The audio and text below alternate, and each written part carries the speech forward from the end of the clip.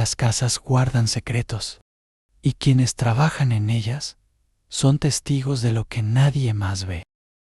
Las sombras que se mueven en los pasillos vacíos, los susurros que surgen en habitaciones donde no hay nadie, y las extrañas presencias que parecen acechar en la oscuridad. Muchas empleadas domésticas han vivido experiencias aterradoras, cosas que no pueden explicar, pero que jamás podrán olvidar. Hoy conocerás historias que te harán pensar 2 veces antes de quedarte solo en casa. ¿Estás listo para descubrir lo que realmente sucede cuando cae la noche?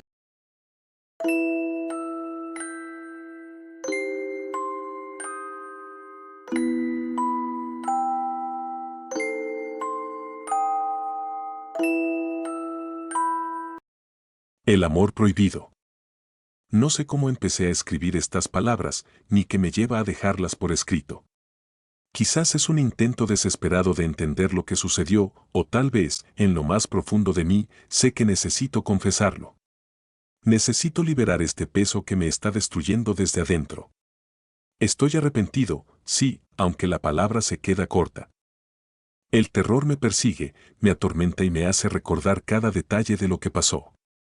La culpa es como un veneno lento que me consume. Sé que, de alguna manera, esto me hará pagar por lo que hice, pero al menos así podré advertir a quien lea estas palabras. Quizá puedas aprender de mi error y evitar el horror que se apoderó de mi vida. Todo comenzó de manera inocente. Al menos, así lo veía yo en ese momento. Era una aventura, un desliz, un escape de la rutina. Algo de lo que nadie se enteraría. Mi esposa siempre estaba ocupada con el trabajo y los niños, y aunque nunca tuve una queja real sobre nuestro matrimonio, había algo en Mariana, la empleada que contratamos hace casi un año, que me resultaba hipnótico.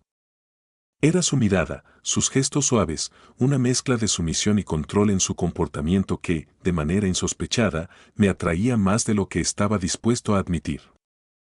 No sé en qué momento crucé la línea, pero lo hice. Y lo que comenzó como una serie de encuentros furtivos terminó convirtiéndose en una obsesión. Sin embargo, con el paso de los meses, Mariana dejó de ser la mujer reservada y cautelosa que había conocido. Se volvió posesiva, controladora, incluso dominante. No me di cuenta en ese momento, pero su amor, si es que se podía llamar así, tenía una oscuridad oculta, una especie de sombra que parecía engullirla poco a poco. No fue hasta que empezaron las desgracias en casa que empecé a notar que algo no estaba bien. Primero fueron las pequeñas cosas, los niños se enfermaban sin razón aparente. Dolores de cabeza, fiebres extrañas, vómitos repentinos. Llevamos a los niños al médico, pero no encontraron nada anormal. Mi esposa también comenzó a sentirse débil, cansada, como si algo le drenara la energía. Al principio, lo atribuimos al estrés, a la carga diaria del trabajo y la crianza, pero con el tiempo, la situación empeoró. A mi esposa comenzaron a aparecerle marcas en la piel, como moretones sin explicación. Yo también me sentía extraño, más irritable, más débil. Fue una tarde, mientras volvía del trabajo más temprano de lo habitual, cuando descubrí algo que me heló la sangre. Mariana no esperaba que llegara a casa tan pronto, así que la encontré en la cocina, de espaldas a mí, con la luz tenue del atardecer filtrándose por las ventanas. Al principio no vi nada fuera de lo normal, pero cuando me acerqué, algo llamó mi atención. Estaba revolviendo algo en una cazuela, una mezcla espesa y oscura. El olor era insoportable, una mezcla nauseabunda de tierra húmeda y algo más, algo podrido. Mi estómago se revolvió. Me acerqué lentamente, intentando no hacer ruido. Mis ojos cayeron sobre una bolsa que tenía abierta a su lado. En su interior había tierra, pero no era cualquier tierra. Reconocí el color grisáceo y el olor característico de inmediato, era tierra de cementerio. Un escalofrío recorrió mi columna. Todo encajaba en ese momento, las enfermedades de mis hijos, el deterioro de mi esposa, mis propias dolencias. Todo formaba parte de algo mucho más siniestro, algo que estaba más allá de mi comprensión. No pude contenerme más. Le grité, exigiendo saber qué estaba haciendo. Mariana me miró con unos ojos vacíos, casi como si no me reconociera. Lo que salió de su boca no fue una explicación, sino una confesión. Estaba envenenando a mi familia, lentamente, utilizando ingredientes que había recolectado en cementerios y otros lugares oscuros. La mezcla que estaba preparando no solo contenía tierra de panteón, sino también restos de animales muertos, huesos molidos y algo que mencionó como cenizas de espíritu. Me quedé congelado mientras ella hablaba. No podía creer lo que estaba escuchando. Mariana me había hablado en ocasiones sobre su abuela, una curandera de un pueblo remoto, pero nunca había creído en esas cosas. Pensaba que eran supersticiones, cuentos para asustar a los ignorantes. Ahora, todo lo que había ignorado durante tanto tiempo se presentaba ante mí con una claridad aterradora. Intenté detenerla, pero ella simplemente me miró con una sonrisa torcida y se acercó lentamente, cuchillo en mano. La situación se había salido de control. Todo lo que alguna vez creí posible se desmoronaba frente a mis ojos. Me lancé sobre ella, quitándole el cuchillo de las manos, y la empujé al suelo. Mariana gritó algo en un idioma que no entendí, una especie de conjuro o maldición, pero no me detuve. Sabía que tenía que hacer algo, que no podía permitir que su veneno llegara a mis hijos. La dejé allí en la cocina, retorciéndose en el suelo, y corrí hacia el cuarto de los niños. Encontré sus camas deshechas, los juguetes esparcidos por el suelo.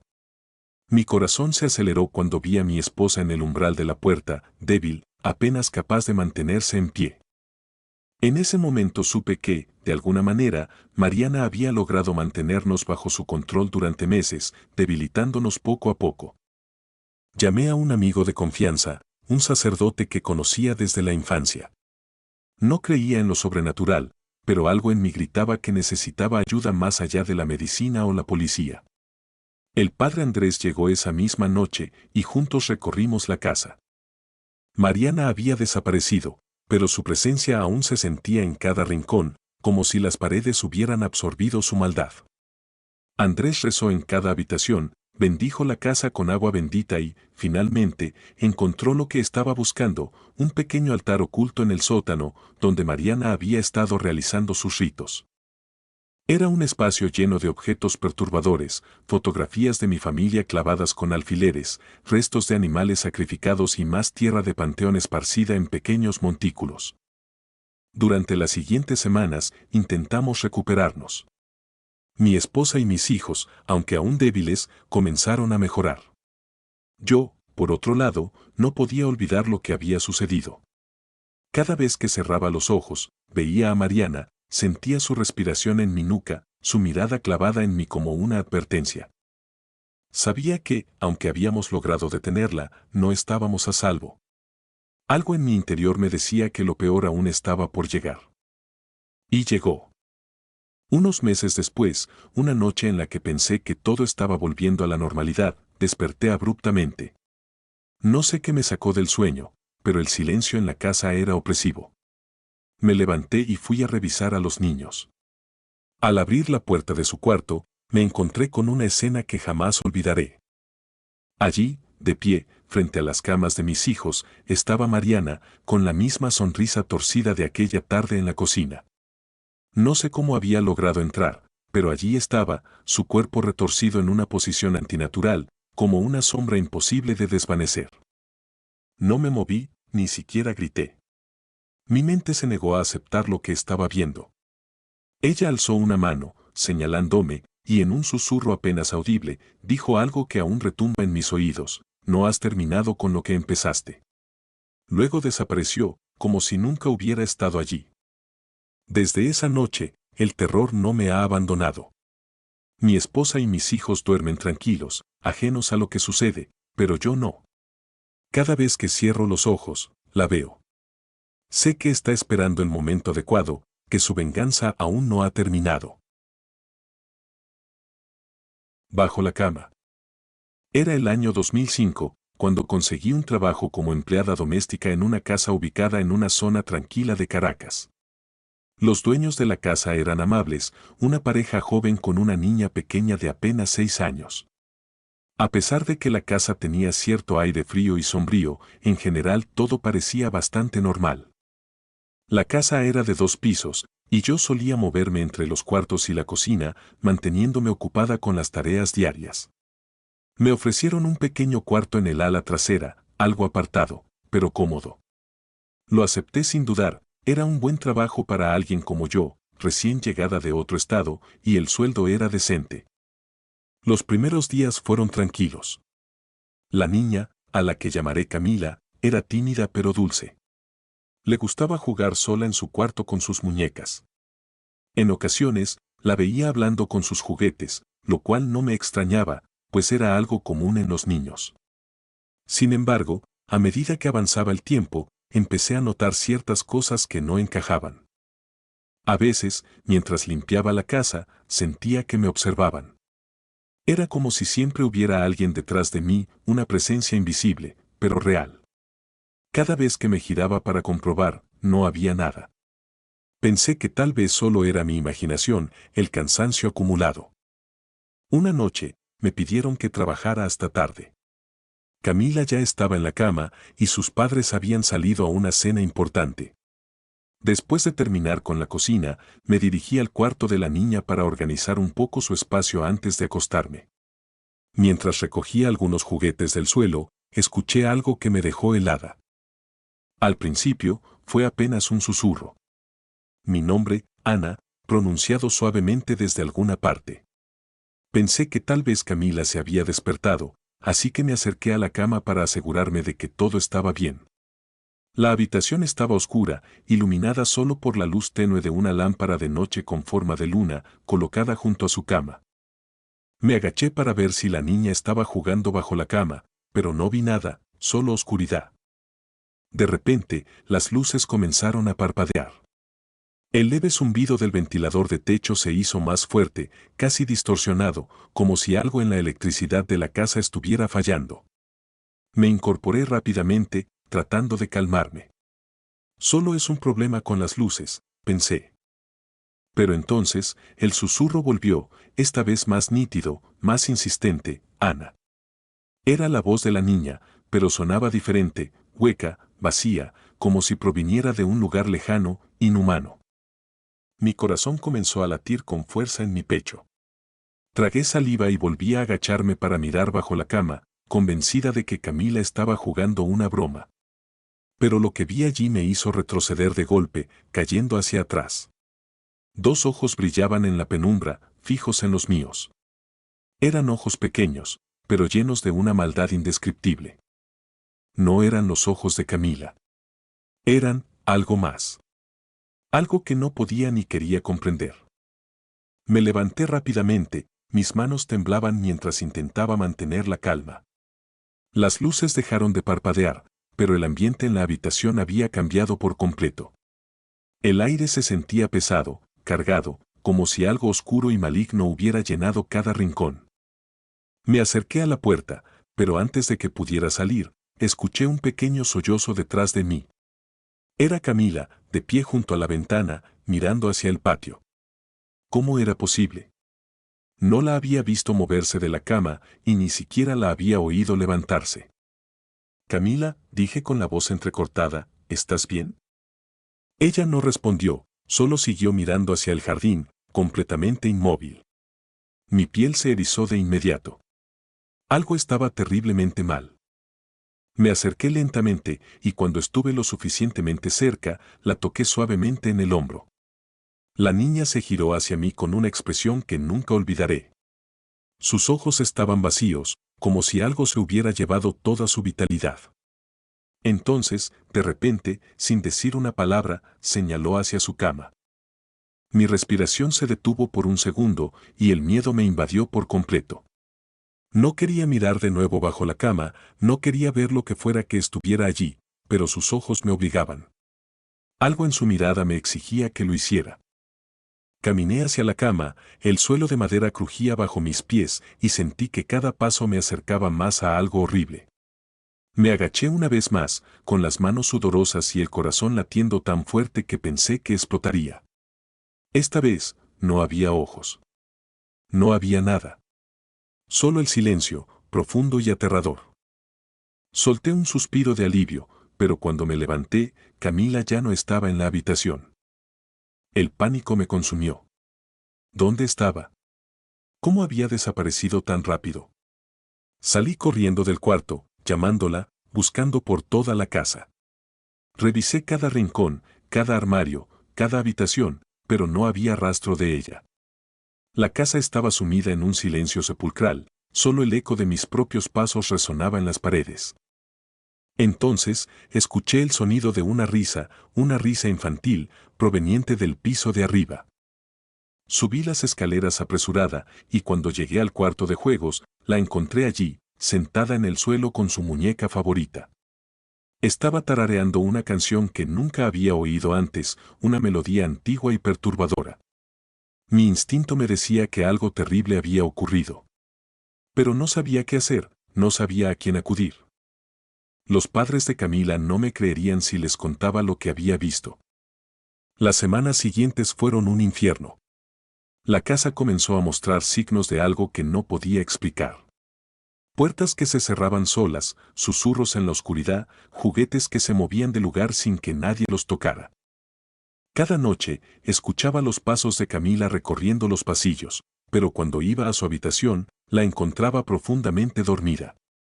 Las luces continuaban parpadeando a intervalos extraños, y la sensación de ser observada se volvió constante, asfixiante. Una tarde, mientras limpiaba el sótano, encontré algo que me hizo cuestionar todo. Detrás de unas cajas viejas, escondido en una pared agrietada, había un viejo diario. Al abrirlo, descubrí que pertenecía a la anterior empleada doméstica, una mujer llamada Clara.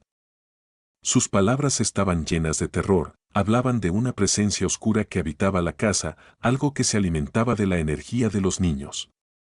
Clara describía con detalle cómo había comenzado a escuchar voces, a ver sombras bajo la cama de la niña, y cómo todo había empeorado hasta que ella misma comenzó a perder la cordura.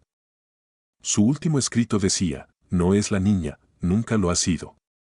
El terror me consumió. Todo lo que había experimentado en esa casa ahora tenía sentido. No era mi imaginación. Algo, o alguien, estaba allí, y no era Camila. Esa noche, decidí que no podía quedarme más tiempo. Hice mis maletas en silencio, intentando no hacer ruido, pero justo cuando estaba por salir de mi cuarto, escuché la risa. Esa risa infantil y espeluznante que había escuchado tantas veces antes, resonando por toda la casa. Me congelé. La puerta de mi cuarto se abrió lentamente, y allí estaba ella, Camila, con su muñeca en brazos, mirándome con esos ojos vacíos. ¿Te vas, Ana?, preguntó, pero no era su voz. Era la misma voz que había susurrado mi nombre bajo la cama, hueca y vacía. No respondí, no podía moverme. Entonces, la lámpara de mi cuarto se apagó de golpe y todo se sumió en la oscuridad. Corrí. Bajé las escaleras, salí por la puerta principal y no miré atrás. Dejé la casa esa noche y nunca volví. Pero a veces, en mis pesadillas, escucho esa voz, susurrando mi nombre, recordándome que, aunque haya escapado, algo de mí se quedó en esa casa, algo que jamás recuperaré. Y lo peor de todo, es que sé que Camila nunca estuvo sola. Nunca más volví a dormir tranquila. La empleada. Jamás olvidaré la tarde en que ella llegó a mi puerta. Fue un día de otoño, nublado, con una brisa fría que susurraba a través de las hojas secas del jardín. Estaba buscando a alguien que me ayudara con las tareas de la casa. Entre mi trabajo y los niños, apenas me daba el tiempo para respirar. Cuando abrí la puerta, allí estaba, una mujer menuda, de piel morena y cabello recogido en un moño apretado. Parecía decente. Educada, calmada. Su mirada era penetrante, pero pensé que simplemente tenía carácter. Le di trabajo sin pensarlo mucho. Tal vez fue un error no verificar más sobre ella. Su nombre era Clara. Venía recomendada por una vecina a la que apenas conocía, pero en ese momento necesitaba ayuda desesperadamente. Había algo en su voz, en su manera de moverse por la casa, que al principio me inspiró confianza. Parecía eficiente, discreta. No hablaba más de lo necesario y hacía su trabajo con precisión. Sin embargo, pronto comenzaron a pasar cosas extrañas. La primera señal llegó a las pocas semanas. Empezaron a desaparecer cosas. Al principio, lo atribuí a mis hijos. Pequeños juguetes, cucharas, a veces un plato. Cosas insignificantes. Luego, una mañana, noté que una de mis blusas favoritas no estaba en el armario. Busqué por toda la casa y no la encontré. No era posible que simplemente se hubiera esfumado. Cuando le pregunté a Clara, me miró con esos ojos oscuros e inexpresivos y negó con la cabeza. No, señora. No he visto nada de eso. Dijo sin más. Pero había algo en su tono, una frialdad que me incomodaba. Dejé el tema, pero una sensación inquietante se instaló en el fondo de mi mente. Pasaron los días y la sensación de extrañeza creció. Mis hijos, que solían ser bulliciosos y juguetones, empezaron a comportarse de manera diferente. Estaban más callados, más retraídos.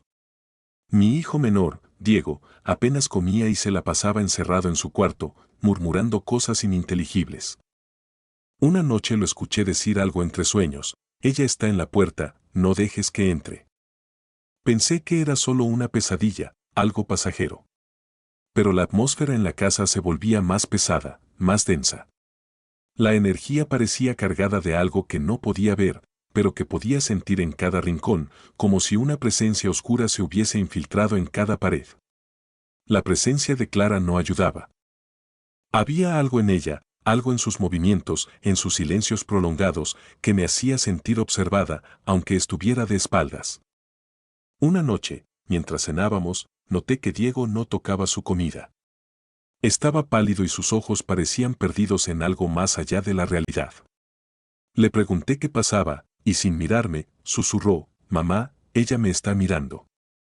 Miré alrededor, pero no había nadie. Clara ya se había ido para entonces, y estábamos solos en la casa. O al menos eso creía. Esa noche, mientras me preparaba para dormir, escuché ruidos provenientes de la cocina. Era un susurro bajo, como un canto en un idioma extraño. Me acerqué sigilosamente y, cuando llegué a la entrada, vi algo que me heló la sangre. Clara estaba allí, frente a la ventana, con los brazos extendidos hacia la oscuridad del jardín. Sus labios se movían, murmurando algo incomprensible, y el aire a su alrededor parecía vibrar, como si algo invisible estuviera respondiendo a su llamado. Retrocedí en silencio, con el corazón desbocado, y me encerré en mi cuarto. No dormí esa noche. Solo podía pensar en las palabras de Diego. Ella está en la puerta, no dejes que entre. A la mañana siguiente, enfrenté a Clara. Le dije que se fuera, que no quería volver a verla en mi casa. Lo hice con una firmeza que no sabía que tenía, pero por dentro estaba aterrorizada. Sin embargo, su reacción fue lo que más me aterrorizó. No dijo nada. No discutió. Simplemente sonrió, una sonrisa pequeña y retorcida, y luego se fue sin pronunciar palabra. Pero no todo terminó allí. Los días siguientes, las cosas empeoraron. Las sombras en la casa parecían alargarse, deformarse. Oía risas apagadas en los pasillos, ruidos de pasos cuando no había nadie más que yo. Los niños comenzaron a tener pesadillas constantes y Diego se enfermó gravemente. Los médicos no encontraban ninguna explicación para su estado. Era como si su energía se estuviera drenando poco a poco. Desesperada, busqué ayuda. Recordé las viejas historias que mi abuela solía contarme sobre brujas y espíritus. Me sentía ridícula, pero algo en mi interior me decía que lo que estaba ocurriendo no tenía una explicación lógica. Un día, fui a ver a una curandera, una anciana que vivía en las afueras del pueblo. Cuando le conté lo que había pasado, su rostro se tornó serio. Esa mujer no es lo que parece. Es una bruja negra. Me dijo con un tono grave. Has dejado que entre en tu casa y ahora está envenenando tu vida. Me dio algunas instrucciones: encender velas blancas, rociar sal en las esquinas de las habitaciones y, lo más importante, mantener a mis hijos siempre a mi lado. Pero había algo más, algo que debía hacer yo misma. Debes enfrentarte a ella, dijo la curandera. Si no lo haces, ella seguirá regresando hasta que te lo arrebate todo. Una noche, cuando el ambiente en la casa se había vuelto insoportable, sentí que ya no podía más. Los ruidos, las sombras, las presencias invisibles, estaba al borde de la locura. Me armé de valor y con una vela encendida en la mano, salí al jardín. Sabía que Clara volvería. La había sentido observándome desde las sombras, esperando el momento adecuado para terminar lo que había empezado. Y entonces la vi. Estaba allí, al pie del gran árbol en el patio, sus ojos oscuros clavados en mí, con una sonrisa maliciosa. El viento parecía girar en torno a ella, como si la misma naturaleza estuviera a su servicio. No me dijo nada, no necesitaba hacerlo. Su presencia era suficiente para congelar el alma de cualquiera. Sin embargo, en ese momento, algo dentro de mí se rompió. Ya no era miedo lo que sentía. Era furia. Furia por lo que le había hecho a mis hijos, a mi hogar. Con un grito desgarrador, corrí hacia ella con la vela en alto, empujada por una fuerza que ni siquiera sabía que tenía. La golpeé con todo lo que pude. La vela se apagó en el impacto, pero el daño ya estaba hecho. Clara cayó al suelo, inerte. O eso creí. Cuando la policía llegó, después de que llamé aterrorizada, no encontraron nada.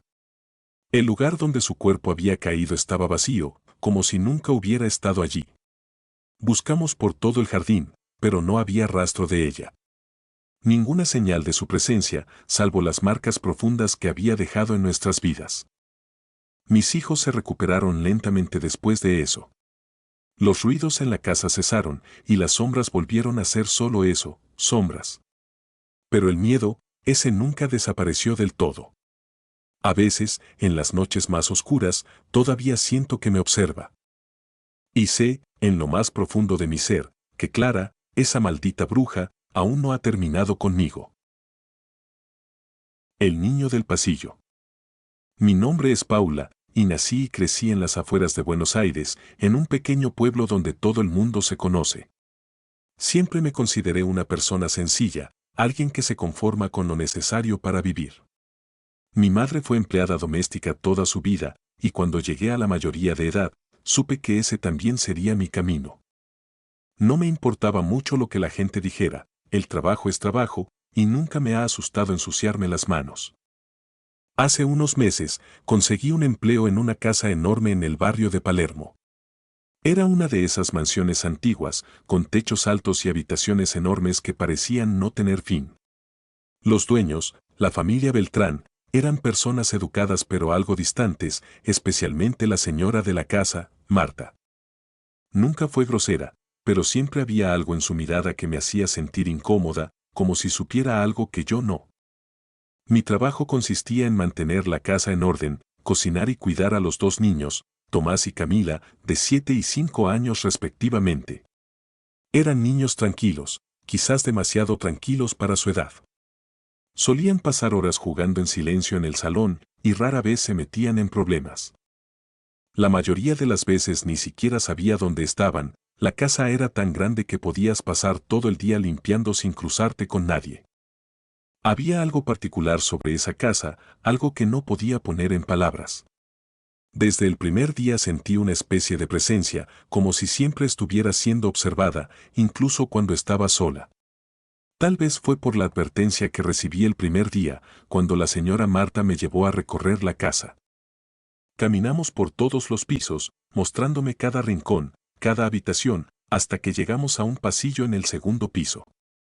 Allí se detuvo de golpe, me miró con una seriedad que no había visto en su rostro hasta ese momento, y me dijo: «Este pasillo debe mantenerse cerrado siempre, Paula. No quiero que te acerques a él ni que intentes abrir ninguna de sus puertas». ¿Entendido? Asentí, un poco sorprendida, pero no hice preguntas. ¿Por qué lo haría? Después de todo, yo solo estaba allí para trabajar, no para cuestionar las reglas de la casa. Sin embargo, no pude evitar sentir una especie de curiosidad morbosa. Cada vez que pasaba cerca de ese pasillo, me recorría un escalofrío por la espalda.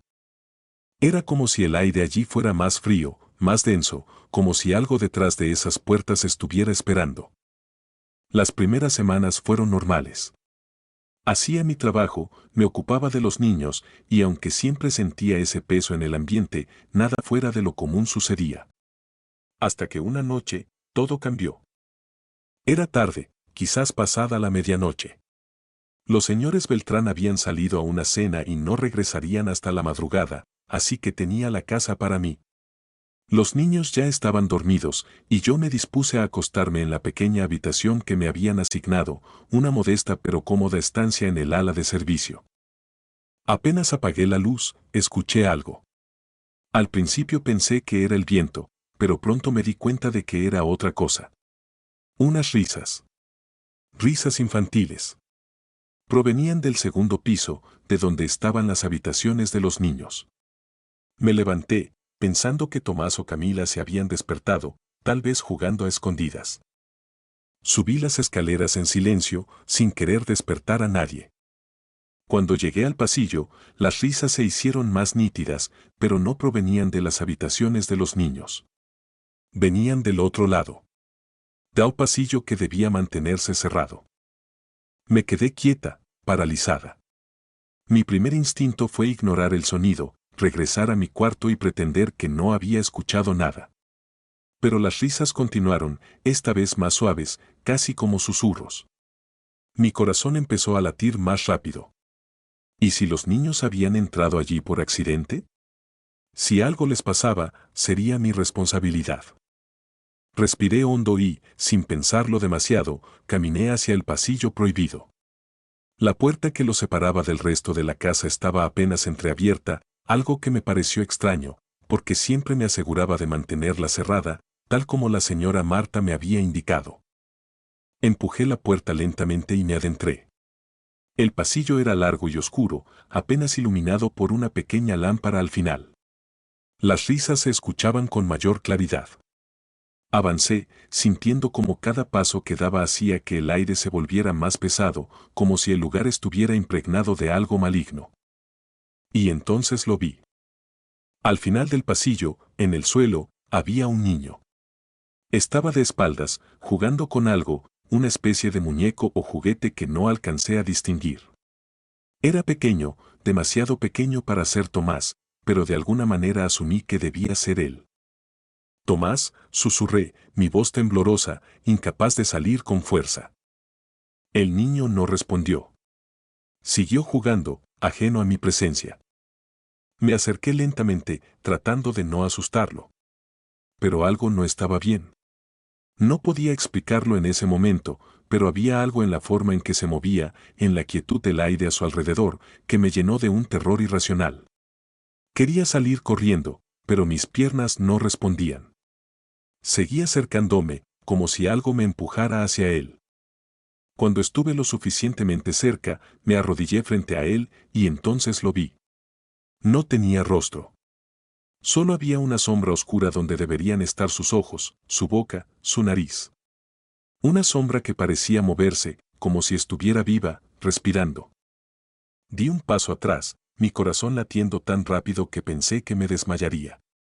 El niño se quedó inmóvil por un momento, pero luego giró su cabeza hacia mí, su cara oscura centrándose en la mía. Sentí que el suelo desaparecía bajo mis pies, y lo único que podía hacer era gritar. Gritar con todas mis fuerzas. No sé cómo, pero logré correr. Corrí hasta mi cuarto y cerré la puerta de golpe, respirando con dificultad, me encerré allí, temblando, hasta que los señores Beltrán regresaron. No dije nada. ¿Qué podía decir? ¿Qué había visto a un niño sin rostro en su casa? Los días siguientes transcurrieron en un estado de tensión insoportable, pues no podía mirar el pasillo sin recordar lo que había visto.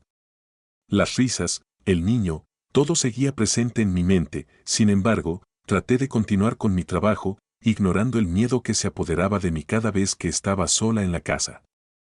Una noche, mientras preparaba la cena, sentí una presencia detrás de mí, me giré rápidamente, pero no había nadie. Respiré aliviada, pero entonces lo vi de reojo, una figura, apenas una sombra, parada al final del pasillo. Era él, el niño sin rostro. Esta vez no se movió, solo estaba allí, observándome desde las sombras, y supe que nunca me dejaría en paz, no en esa casa.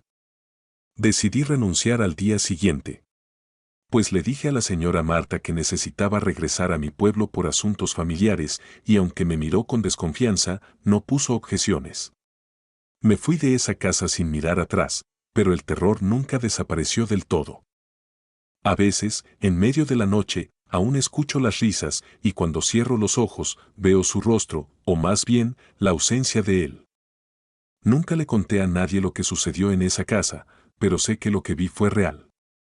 Algo vive en ese pasillo, algo que no debería existir. Y me temo que no soy la única que lo ha visto. El infierno en la tierra.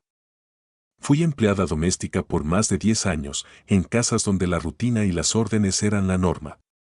Limpiar, cocinar, servir, y luego limpiar de nuevo.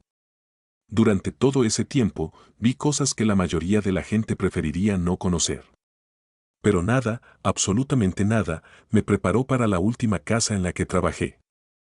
Todavía tengo pesadillas, y aunque esos monstruos están encerrados, el miedo no se ha ido.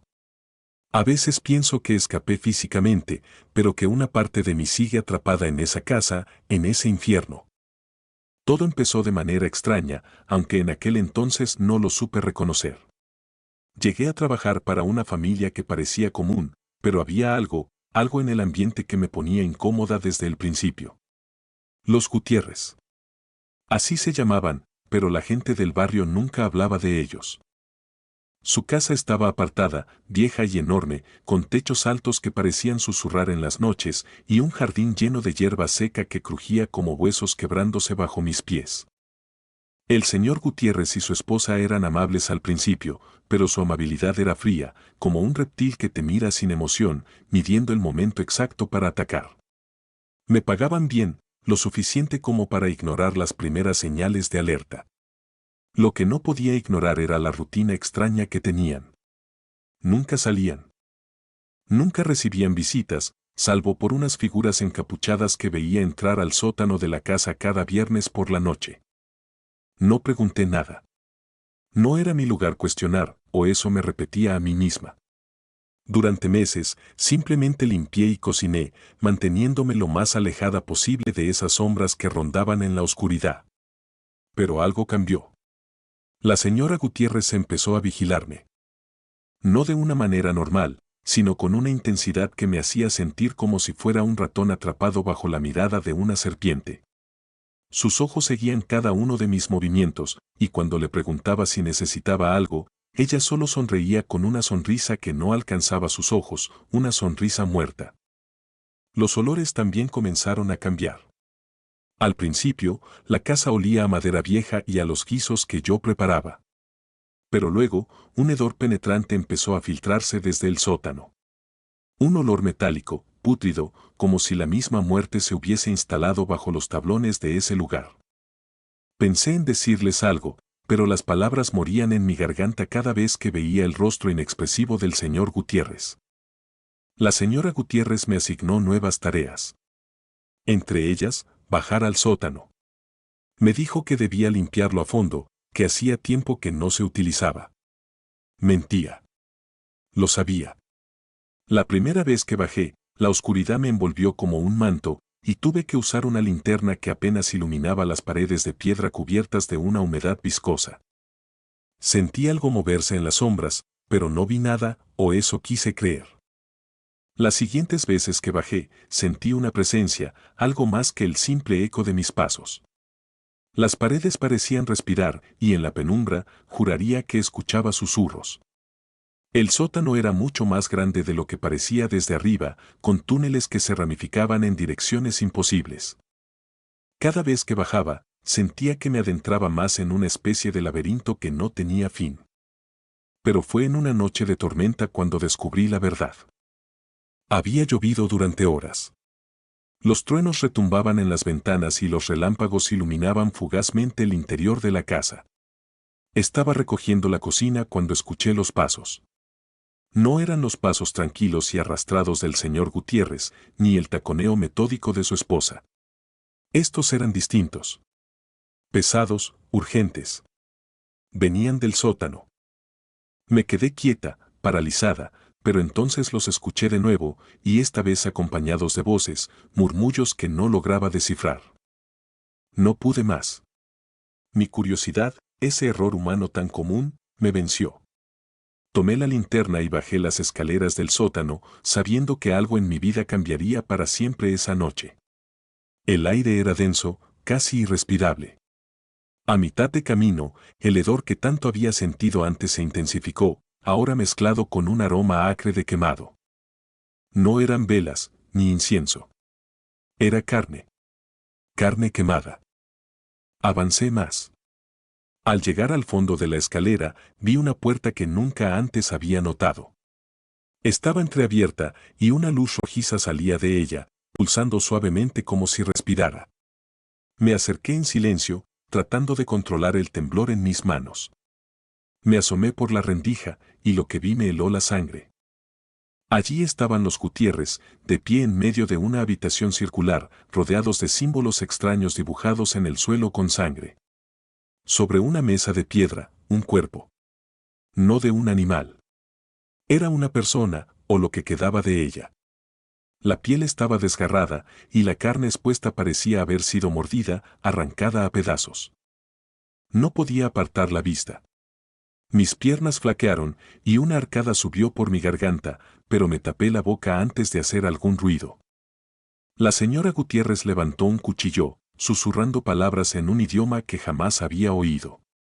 Las figuras encapuchadas que antes solo veía entrar los viernes rodeaban la mesa, observando en silencio.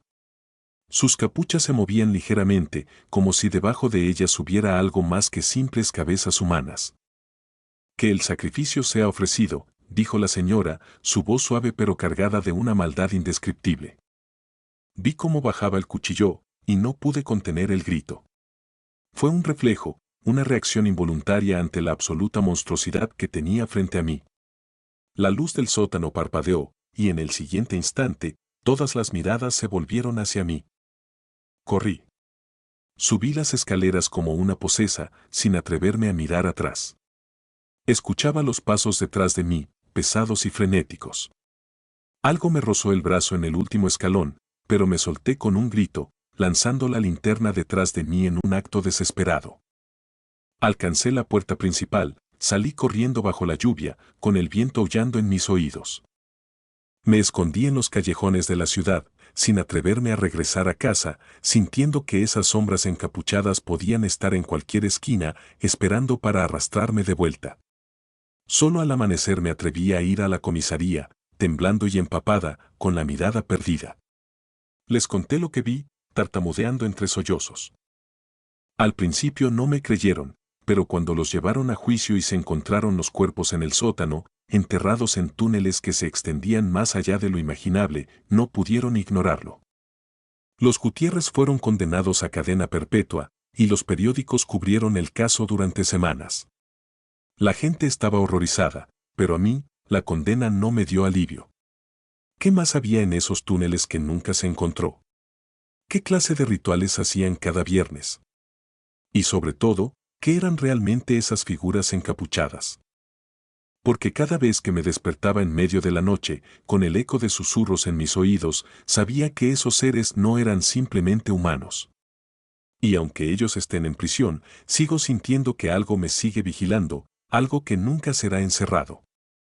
Ahora, cada vez que escucho el crujido de la madera vieja, cada vez que veo una sombra moverse en la oscuridad, el miedo regresa. Porque el infierno no es un lugar debajo de la tierra. El infierno está aquí, entre nosotros, en esas casas apartadas, en los rincones donde la luz no llega, donde los monstruos no son criaturas de pesadilla, sino personas a las que servimos. Y yo, aunque escapé con vida, sé que nunca estaré realmente libre. El mismo infierno es aquí, en la tierra de los vivos.